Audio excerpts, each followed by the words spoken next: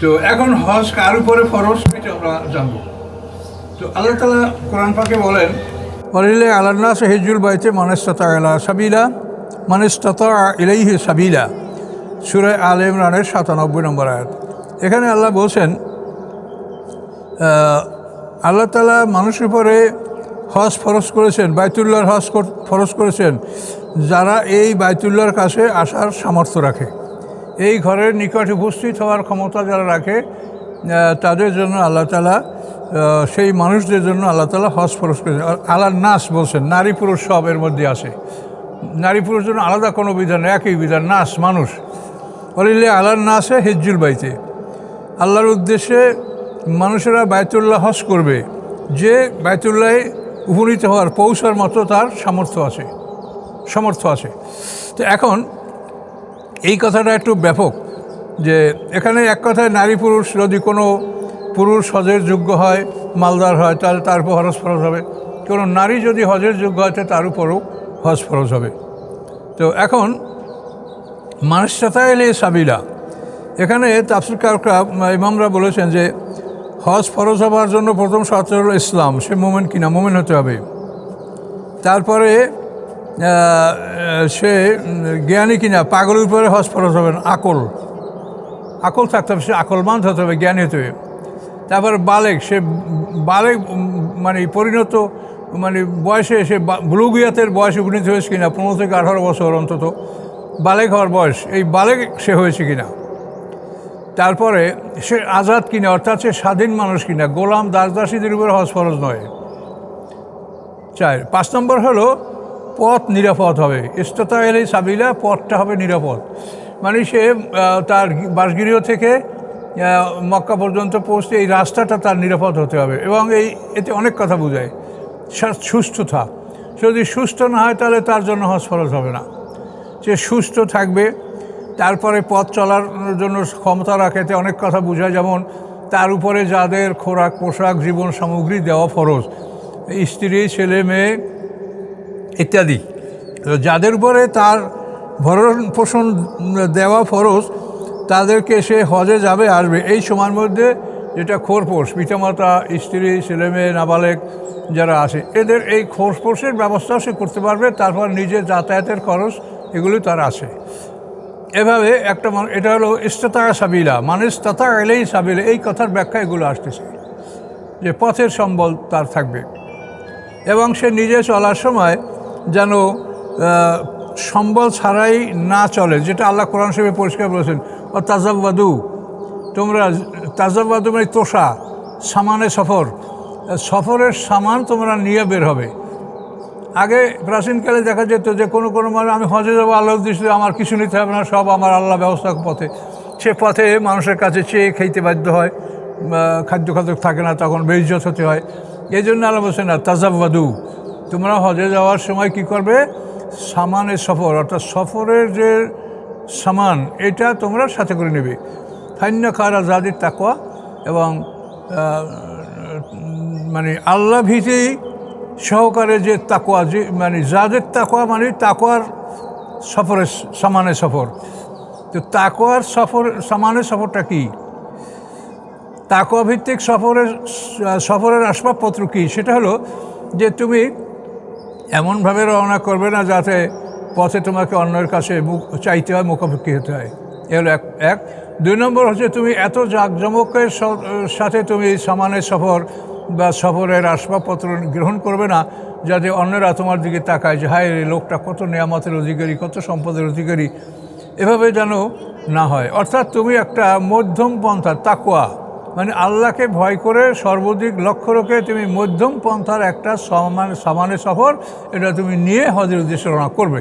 এটা আল্লাহ আমাদেরকে বলছে, তাজাব্বাদু ফাইন্না খায়রা যাদিত তাকওয়া, তাকওয়া ভিত্তিক সামানে সফর তুমি নিয়ে সফর শুরু করবে। প্রথমে আমরা আসবো হজের সময়, কখন হজ করতে হবে। তো আল্লাহ তাআলা কোরআন পাকে বলে দিয়েছেন, আল হাজ্জু আশহুরুম মালুমাত, যে হজের জন্য নির্ধারিত কয়েকটি মাস আছে। সেই নির্ধারিত মাসগুলো কি, শাওয়াল, জিলকদ, জিলহজ মাসের 9 তারিখ পর্যন্ত। তো এই 2 মাস 10 দিন বা 2 মাস 9 দিন এটা হলো হজের সময়। রমজানের পরে শাওয়াল মাস, এই শাওয়াল মাসের আগে কেউ হজের নিয়ত করতে পারবে না। পৃথিবীর সমস্ত প্রান্ত থেকেই মক্কায় হজ করতে আসবে, এই জন্য দীর্ঘ সময় প্রয়োজন হতে পারে। এই জন্য আল্লাহ তাআলা এই সময়টা এভাবে করেছেন যে শাওয়াল মাসে একটা মানুষ হজের নিয়াত করতে পারবে। শাওয়াল, জিলকদ, জিলহজ। জিলহজ মাসের 9 তারিখে সূর্যাস্ত পর্যন্ত, এই জিলহজ মাসের 9 তারিখে আরাফাতের দিনেও যদি কোনো মানুষ নিয়ত করে আরাফাতে প্রবেশ করতে পারে, যদি 1 ঘন্টার জন্য আরাফাতে সে অবস্থান করতে পারে, তাহলে তার হজ হবে। অথচ অনেকগুলি ফজিলত বা অনেকগুলি নেকামল থেকে সে মাহরুম হলো, এর পিছনে যে পর্বগুলি সে পালন করতে পারছে না। কিন্তু এটাই মোট কথা যে হজের জন্য নির্ধারিত কয়েকটি মাস, শাওয়াল, জিলকদ, জিলহজ। এই জিলহজ মাসে দেখবেন তাফসীরে লেখা 10 তারিখ পর্যন্ত। এখানে 10 তারিখ পর্যন্ত লেখার অর্থ হলো যে 9 তারিখে সূর্যাস্তের পরেই 10 তারিখ শুরু হবে। এখন এই দিন আর রাত এক নয়, এই জন্য 10 তারিখ পর্যন্ত মানে 10 তারিখ যখন শুরু হচ্ছে তখনই সময়টা শেষ, ওই ইফতারের মতো, যে দিন যখন শেষ হয়েছে তখনই রাত, এরপরে আর বিলম্ব করা যাবে না। এটা ঠিক এইরকম। এই জন্য তাফসীরে লেখা আছে 10 তারিখ পর্যন্ত, অর্থাৎ 9 তারিখের সূর্যাস্তের পরে যখনই 10 তারিখ শুরু হবে তখন আর এই নিয়াতের সময় থাকবে না। তাহলে আমরা হজের সময়টা জানলাম যে শাওয়াল, জিলকদ, জিলহজ, এর মধ্যেই হজের নিয়াত করতে হবে, কাবা ঘরে পুষতে হবে। আচ্ছা, এরপরে হজের নিয়ত। হজের নিয়ত হচ্ছে যেটাকে আমরা এহরাম বলি। নামাজে যেরকম তাকবীরে তাহরিমা আমরা দিয়া নামাজে দাঁড়াই এবং দুনিয়ার সমস্ত কাজকর্ম আমরা হারাম, অবৈধ ঘোষণা করি, এরকম হজের এহরামটাও ঠিক ওই রকম একটা নামাজের মতো নিয়ত। যেহেতু হজটা একটা দীর্ঘ সময়ের মধ্যে হজটা পালন করতে হয়, আর নামাজ যেহেতু আমরা 5-10 মিনিটের মধ্যে শেষ করছি, এই জন্য এখানে সব ধরনের খাদ্য কথাবার্তা এদিক ফেরাই গেল সব নামাজের মধ্যে অবৈধ। কিন্তু হজের ব্যাপারটা যেহেতু আমাদের দীর্ঘ সময় লাগছে, কাজে নামাজের মতো এরকম যে আমরা পানাহার বন্ধ রাখা, কথা বলা বন্ধ করা, হাঁটাচলা বন্ধ, এটা সম্ভব না। তারপরও সেটা এহরাম মনে করতে হবে যে আমি হজের উদ্দেশ্যেই আমি নিয়াত করেছি, হজ শেষ না করা পর্যন্ত আমার এই এহরাম অবস্থায় থাকতে হবে। এটা হলো এহরাম। হজের এহরাম বাঁধার জন্য একটা নির্ধারিত স্থান আছে, সেটাকে মিকাত বলা হয়। এই নির্ধারিত স্থানগুলি দেখেন, আমরা যারা এই অঞ্চলের মানুষ এবং ইয়ামানের মানুষ, এদের জন্য মিকাত হচ্ছে ইয়ালামলম পাহাড়। এই ইয়ালামলম পাহাড়ে আসলে তখন হজের নিয়াত করতে হবে, ইয়ামানি এবং আমাদের দক্ষিণ অঞ্চলের লোকদের জন্য। এরপরে কাবার পূর্বাঞ্চলে যারা নজদের অধিবাসী, তাদের মিকাত হলো কার্ন। এই কার্নে আসলেই তাদের এহরাম বাঁধতে হবে। ইরাকবাসীদের জন্য মিকাত হচ্ছে জাত ইরাক, সিরিয়াবাসীদের মিকাত হচ্ছে জোহফা। এগুলো হচ্ছে মিকাত। এই সময়ে যখনই যেদিক থেকে যে আসবে এই সীমানায় পৌঁছে তাকে এহরাম বাঁধতে হবে। কিন্তু আমরা যেহেতু বিমানে চলাচল হচ্ছে, এই জন্য আমরা কখন ইয়ালামলম পার হয়ে যাব এটা আমরা বুঝতেই পারবো না। এই জন্য বিমানে ওঠার সাথে সাথে আমরা এহরামের কাপড় পরে, মানে সেলাইবিহীন দুটো কাপড়, এই এহরামের কাপড় পরে আর আমরা বিমানে উঠেই আমরা এহরামের নিয়াত করি, বা এয়ারপোর্টে গেলেই আমরা এহরামের নিয়াত করার পরে বিমানে উঠতেছি। এটার কারণ হলো এটা। তো এখন এই যে 4টা মিকাত, এই যে কোনো দিক থেকে এই সীমানায় আসলে তার জন্য এহরামের সময় তার এহরাম বাঁধতে হবে। এটা হলো আমাদের এহরাম।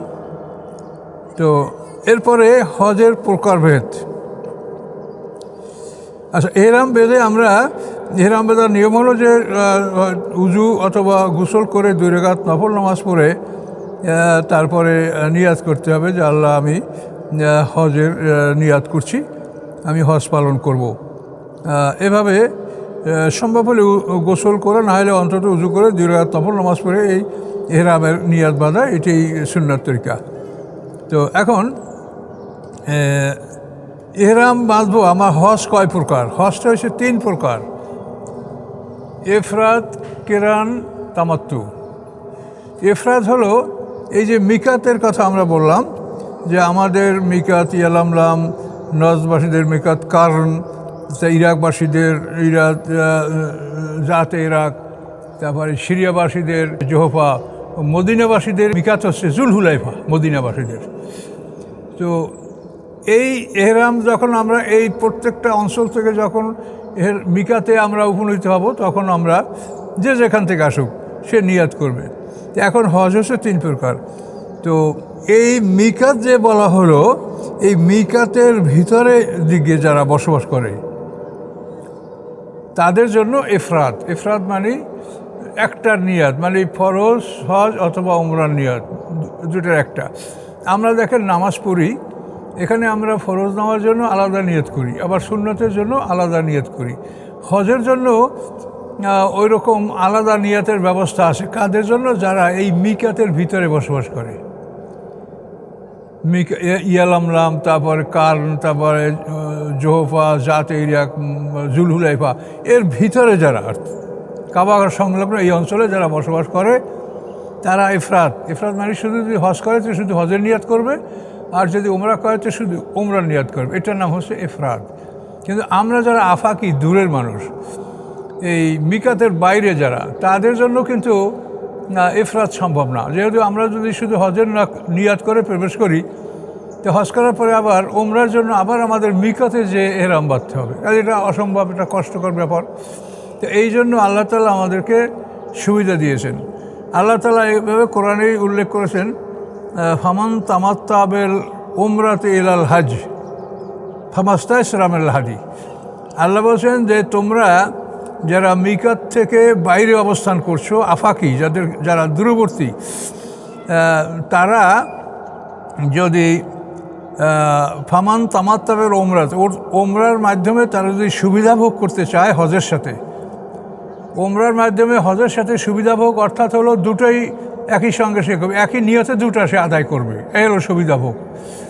তো এই সুবিধা ভোগ করতে যদি চায় কেউ, তো আল্লাহ বলেন ফামাস্তায়সারা মিনাল হাদি, তার জন্য সম্ভাব্য কোরবানি, তার জন্য একটা কোরবানি দিতে হবে এই কাজের জন্য।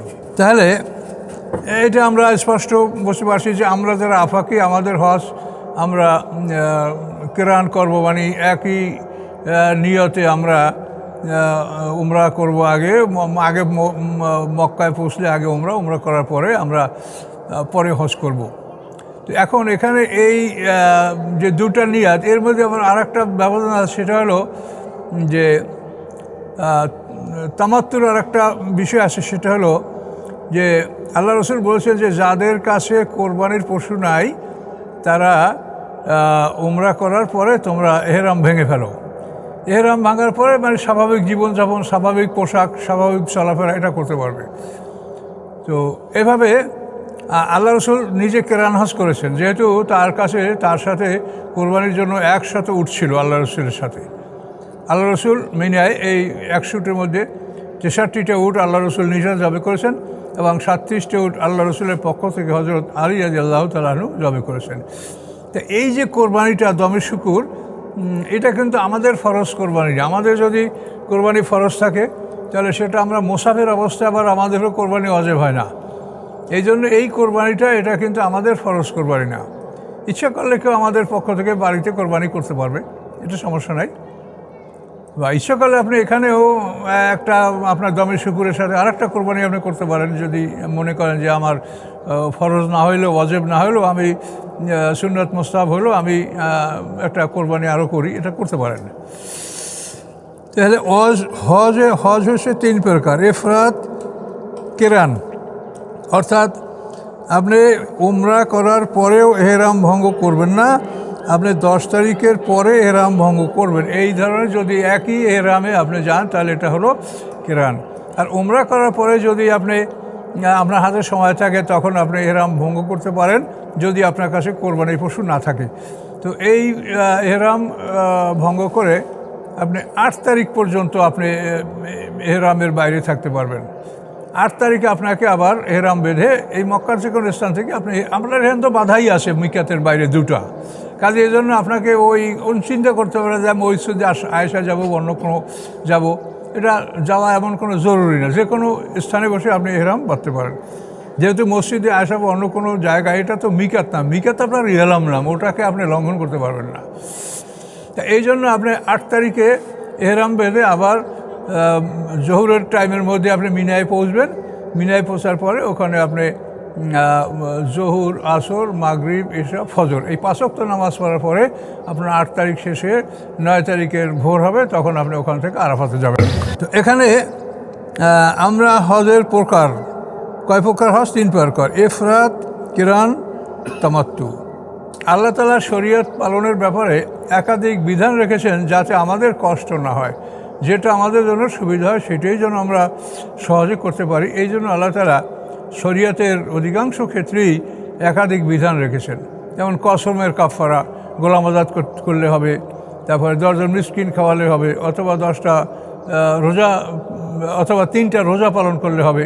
তো এভাবে আল্লাহ তাআলা অনেকগুলি বিধানের মধ্যেই একাধিক ব্যবস্থা রেখেছেন যাতে আমাদের সুবিধা হয়। এবং এগুলিকে আল্লাহ তাআলা এভাবে বলেছেন যে আল্লাযীনা জাহাদু ফীনা লানাহদিয়ান্নাহুম সুবুলানা, যারা আমার পথে পরিশ্রম করে, মেহনত করে, আমার পথে অনুসন্ধান করে, চেষ্টা করে, আমি তাদেরকে আমার রাস্তাগুলি দেখাই।